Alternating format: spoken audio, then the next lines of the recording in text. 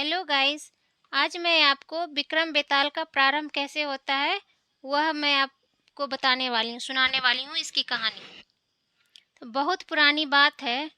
धारा नगरी में गंधर्व सेन नाम का एक राजा राज करते थे। उनके 4 रानियां थीं। उनके 6 लड़के थे जो सब के सब बड़े ही चतुर और बलवान थे। संयोग से एक दिन राजा की मृत्यु हो गई और उनकी जगह उनका बड़ा बेटा शंख गद्दी पर बैठा। उसने कुछ दिन राज किया, लेकिन छोटे भाई विक्रम ने उसे मार डाला और स्वयं राजा बन बैठा। उसका राज्य दिनों दिन बढ़ता गया और वह सारे जम्बूद्वीप का राजा बन बैठा। एक दिन उसके मन में आया कि उसे घूमकर सैर करनी चाहिए और जिन देशों के नाम उसने सुने हैं उसे देखना चाहिए। सो वह गद्दी अपने छोटे भाई भर्तृहरि को सौंपकर योगी बनकर राज से निकल पड़ा। उस नगर में एक ब्राह्मण तपस्या करता था।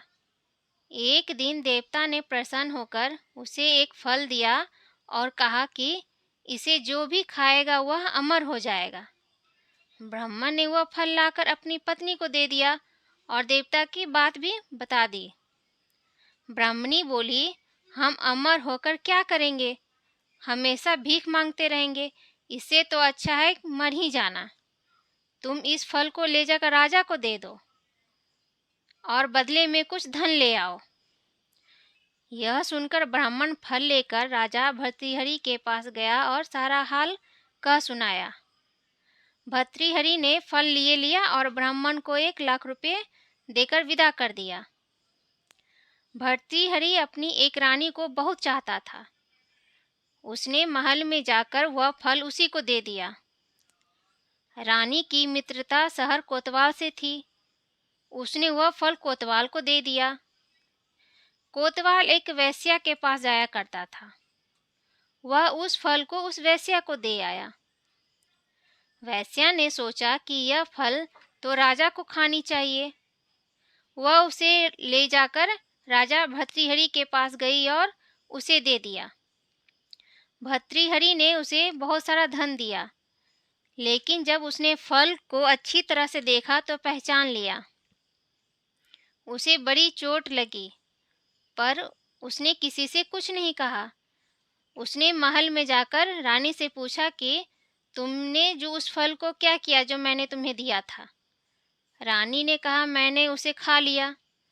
राजा ने वह फल निकालकर दिखा दिया। रानी घबरा गई और उसने सारी बात सच सच कह दी। भर्तृहरि ने पता लगाया तो उसे पूरी बात ठीक ठीक मालूम हो गई। वह बहुत दुखी हुआ।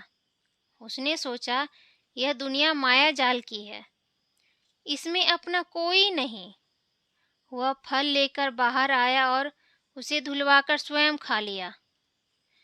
फिर राजपाट छोड़ योगी का भेष बना जंगल में तपस्या करने चला गया। भर्तृहरि के जंगल में चले जाने से विक्रम की गद्दी सूनी हो गई। वह जब राजा इंद्र को यह समाचार मिला तो उन्होंने एक देव को धारा नगरी की रखवाली के लिए भेज दिया। वह रात दिन वहीं रहने लगा। भर्तृहरि के राजपाट छोड़कर वन चले जाने की बात विक्रम को मालूम हुई तो वह लौटकर अपने देश आया। आधी रात का समय था। जब वह नगर में घुसने लगा तो देव ने उसे रोका। राजा ने कहा, मैं विक्रम हूँ, यह मेरा राज है, तुम रोकने वाले कौन होते हो? देव बोला, मुझे राजा इंद्र ने इस नगर की चौकसी के लिए भेजा है। तुम सच्चे राजा विक्रम हो तो आओ, मुझसे पहले लड़ो। दोनों में लड़ाई हुई। राजा ने जरा सी देर में देव को पछाड़ दिया। तब देव बोला, हे राजन, तुमने मुझे हरा दिया, मैं तुम्हें जीवन दान देता हूँ। इसके बाद देव ने कहा, राजन, एक नगर और एक नक्षत्र में तुम 3 आदमी पैदा हुए थे। तुमने राजा के घर में जन्म लिया, दूसरे ने तेली के और तीसरे ने कुम्हार के। तुम यहाँ का राज करते हो, तेली पाताल का राज करता था। कुम्हार के योग साधकर तेली को मारकर शमशान में पिशाच बना। सीरस के पेड़ से लटका दिया है।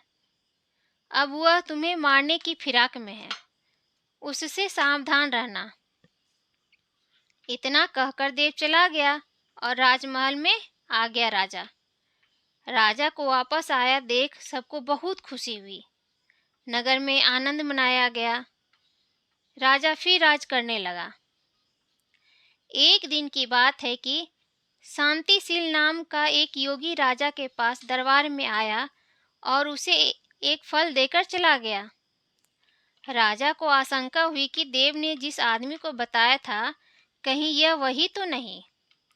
यह सोच उसने फल नहीं खाया, भंडारी को दे दिया। योगी आता और राजा को एक फल दे जाता।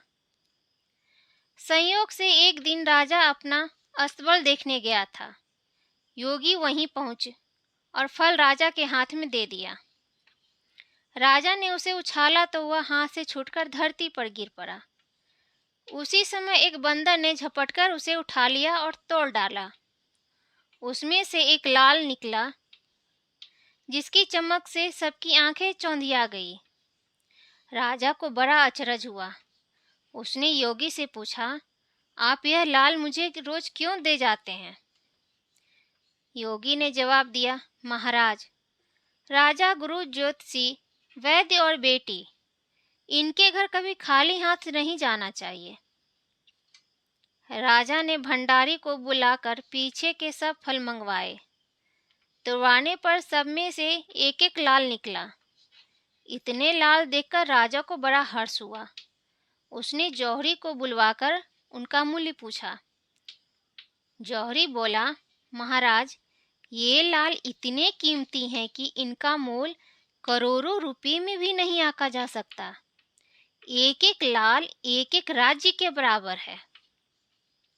यह सुनकर राजा योगी का हाथ पकड़कर गद्दी पर ले गया। बोला, योगी राज, आप सुनिए, मेरी बातें दूसरों के सामने नहीं कही जाती। राजा उसे अकेले में ले गया।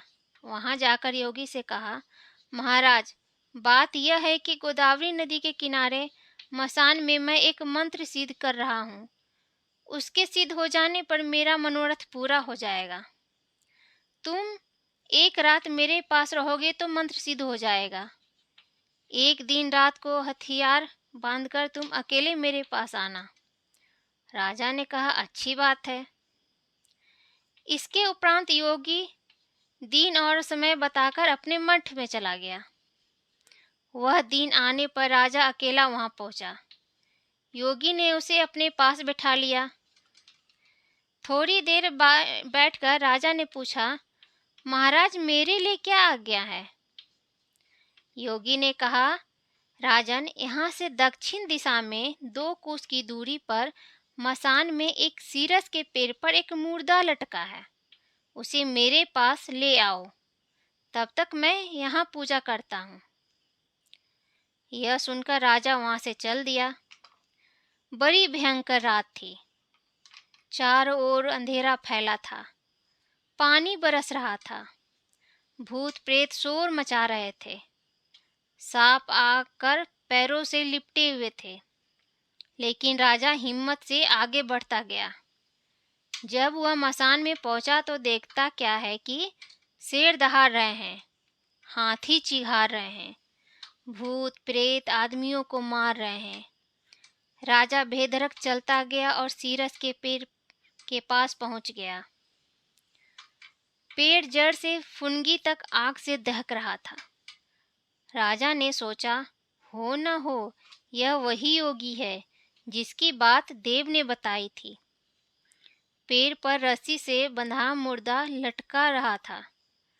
राजा पेड़ पर चढ़ गया और तलवार से रस्सी काट दी। मुर्दा नीचे गिर पड़ा और दहाड़ मार मार कर रोने लगा। राजा ने नीचे आकर पूछा, तू कौन है? राजा का इतना कहना था कि वह मुर्दा खिलखिलाकर हंस पड़ा। राजा को बड़ा अचरज हुआ। तभी वह मुर्दा फिर पेड़ पर जाकर लटका। राजा फिर चढ़कर ऊपर गया और रस्सी काट मुर्दे को बगल में दबा नीचे आया। बोला, बता तू कौन है? मुर्दा चुप रहा। तब राजा ने उसे एक चादर में बांधा और योगी के पास ले चला। रास्ते में वह मुर्दा बोला, मैं बेताल हूँ, तू कौन है और मुझे कहाँ ले जा रहा है? राजा ने कहा, मेरा नाम विक्रम है, मैं धारा नगरी का राजा हूँ, मैं तुझे योगी के पास ले जा रहा हूँ।